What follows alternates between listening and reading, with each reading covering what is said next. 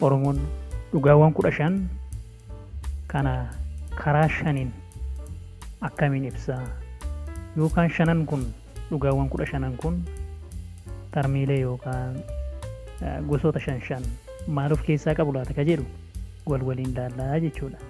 Kanaafuu dhugaawwan kunis inni tokko Oromoon hortee 5 qabaa jedha.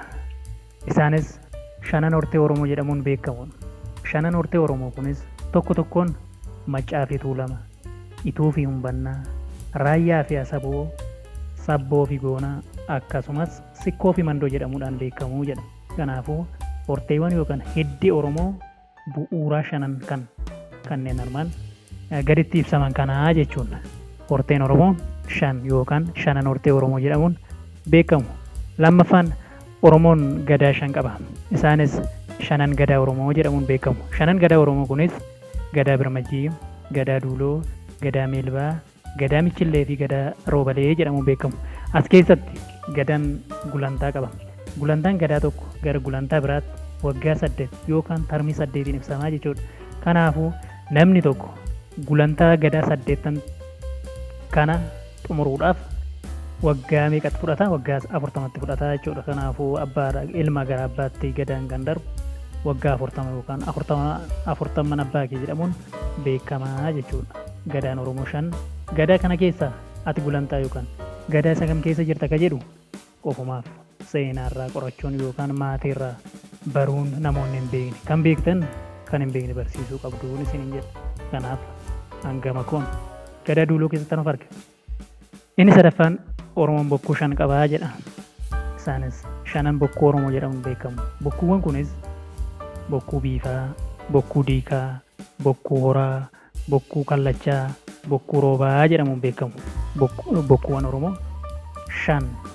Shanan kunis kan ibsaman kanaa jechuudha. Inni arfaffaan Oromoon Odaa 5 qabaa jedha. Oromoon Odaa 5 qaba. Shanan Odaa Oromoo jedhamuun beekamu. Odaawwan Oromoo kunneenis kanneen armaan gaditti ibsaman kanadha. Isaanis kan akka Odaa Nabeeti. Odaan Nabee eessatti argama kan jedhu innis asuma godina Shawaa Bahaa keessatti argama. Shawaa Bahaa keessatti kan argamu Odaa Nabee jedhamuun beekama. Inni lammaffaan Odaa Bisili. Odaan Bisil kunis kan argamu asuma godina Shawaa Lixaa keessatti kan argamu Odaa Bisil Shawaa Lixaatti argama jechuudha. Inni sadaffaan Odaa Bultum. Odaan Bultum kan argamu godina Harargee Lixaa keessatti argama. Odaan Bulluq ammoo godina Horroo Guduruu Wallaggaatti argama. Akkasumas Odaan Roobaa godina Baalee keessatti argama jechuudha. Odaawwan kunneen yookaan Odaa Oromoo 5 kunneen 2 Shawaa keessatti argamu. Shawaa Bahaa fi Shawaa Lixaa. Inni tokko Harargee Lixaatti argamu Odaa Bultum jechuudha. Akkasumas Horroo Guduruu Wallaggaatti kan argamu Odaa Bulluq yoo ta'u, Odaan Roobaa godina Baalee keessatti argama jechuudha. Kunneenis 5 Odaa Oromoo jedhamuudhaan beekamu jechuudha. Ka shanaffaa Oromoon seera walaabuu 5 qaba. Isaanis 5 seera walaabuu jedhamuun beekamu.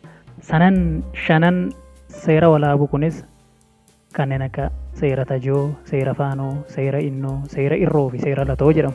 Isaan kunis of jalaa ga'ee mataa isaanii yookaan akkaataa tuminsa seera mataa isaanii qabu. Kanaafuu hiika isaanii fi faayidaa isaanii eessatti hojiirra oolu maaliif tajaajilu ka jedhu ga'ee hojii keessaniitti ilaaluun yookaan deetaayilii ibsuudhaaf xiqqoo yeroo waan arganneef yookiin yeroo biroo isiniif ibsuun ni danda'ama jechuudha. Maddan argadhe irraa jechuudha. Oromoon waayyuu 5 qaba jedha. Inni jaaffaan 5 waayyuu Oromoo jedhamuun beekamu. Waayyuu jechuun waa beekaa yookaan waa himaadha. Kanaaf Oromoon waayyuu 5 qaba jechuudha. Inni tokko haadha ooftuudha. Namoonni hedduun muuxannoo fakkaata. Garuu kennaa uumamaati. Haadha ooftuun kun ija ilaalanii yookaan addeessa ilaalanii wantoota ta'u fuulduratti warra raaganii jechuudha.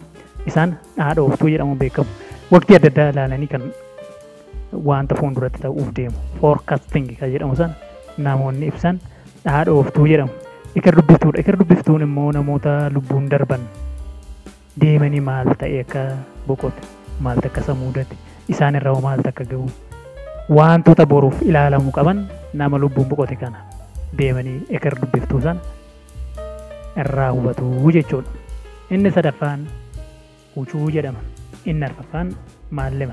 Maallima jechuun akkuma yeroo waqtiilee adda addaa kan rooba roobsan kan caamsan isaanis kennaa uumaati. Kennaa uumaa Oromoon qabudha.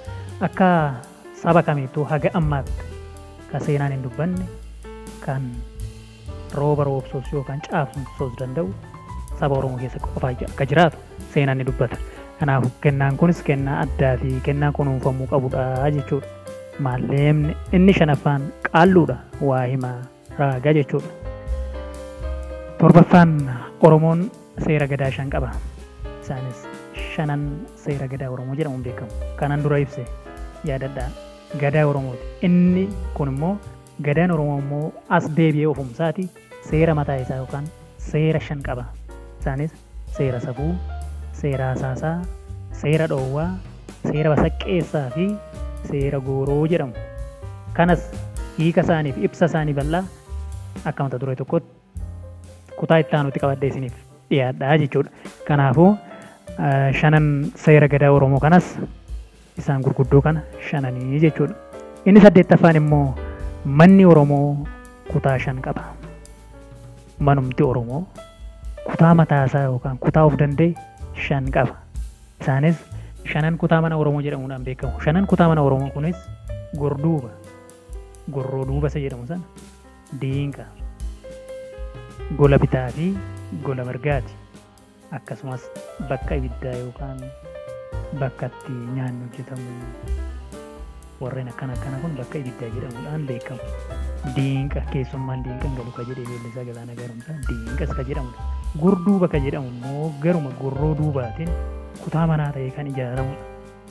Gollis gola lamee gola bitaa fi gola mirgaati irra. Kanaaf lakkoofsi 5 Oromoo biratti bifa kanaan wantoota 15 itti qoodanii ibsu jechuudha.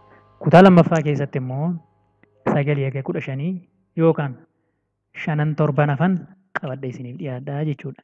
Yoo isinitti tole asumaan share subscribe gochuu hin dagatinaa. Yookiis wanti fooyyeffamuu yookaas itti dabalamu jira yookaan yoo jettan yaadni nama tokko guutuudhas jechuu hin danda'u. Koomentii naaf godhaa waan isin jettan sirreessuuf asumaan waadaan isiniif gala. Kabajamtootaa fi hordoftoota YouTube chaanaalii keenya waliin taanii wal jajjabeessinu. Namoonni daawwattan namoota hin daawwanneef share gochuun dirqama keessan ba'a wal jajjabeessinu. Asumas namoonni subscribe hin goone immoo subscribe nu godhaa yoon isin hin jedhu. Kabajaaf jaalalaan isin gaafadha. Lafa naganaaf oolaa.